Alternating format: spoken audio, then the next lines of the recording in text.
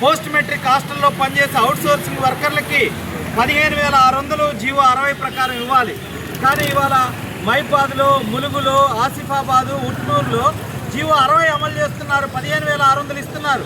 కానీ భద్రాద్రి కొత్తగూడెం జిల్లాలో ఇవాళ 9,200 ఇస్తున్నారు. క్యాటరింగ్ జీవో 527 అమలు చేసి ఇక్కడ ఒక్కొక్క కార్మికుడికి నెలకి 6,000 రూపాయలు నష్టపోతున్నారు.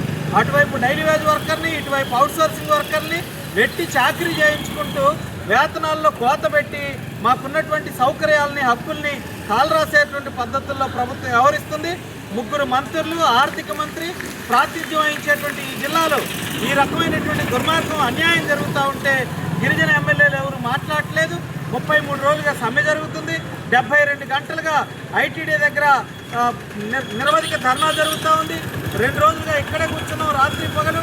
అయినా సరే ప్రభుత్వానికి చలనం లేదు.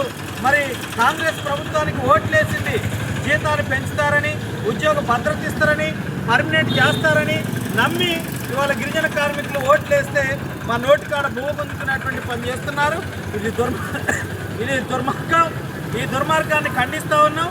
ప్రభుత్వం చర్చలు జరిపి డిమాండ్లు పరిష్కారం చేయాలని చెప్పి డైలీ వేజ్ వర్కర్లకి టైం స్కేల్ ఇవ్వాలా, అప్పటిదాకా కలెక్టర్ గెజిట్ ప్రకారం జీతం ఇవ్వాలి, అవుట్సోర్సింగ్ వర్కర్లకి జీవో 60 అమలు చేసి 15,600 ఇవ్వాలని చెప్పి డిమాండ్ చేస్తూ ఉన్నాం.